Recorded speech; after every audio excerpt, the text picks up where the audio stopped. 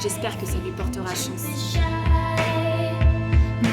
C'est au bar du port qu'il m'annonce le coup près. Polo peut plus m'embarquer, le syndic est formel. J'embarque plus parce que femme, si aucun patron ne peut m'engager, qu'à cela ne tienne, j'aurai mon bateau. On pouvait pas ouvrir les yeux parce qu'on se prenait tellement de paquets de mer dans la figure que en fait il y avait du sel partout, ça brûlait. Sur les 600 matelots, on était 3-4 femmes. Quand elle a commencé, dans les années 80, elles étaient 3 en France. Elles ont dû lutter pour faire leur place.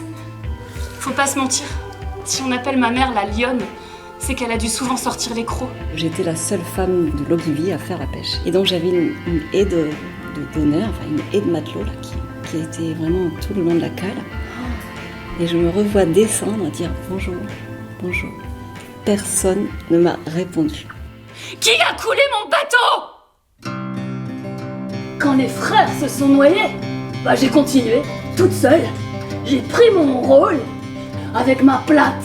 Je vais où je veux, je suis libre. Ouais, même si c'est interdit pour moi. Vous êtes nombreuses à braver la loi, ce que je vois. C'est parce que la loi, elle est pas faite par les gens qui ont faim.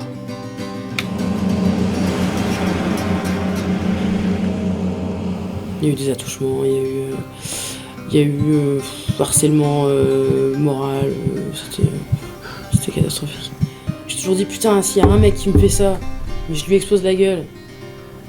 J'ai eu ça et j'ai fermé ma gueule. Mais non, parce qu'en fait quand ça t'arrive, t'es tellement surpris que tu fais rien de tout ça.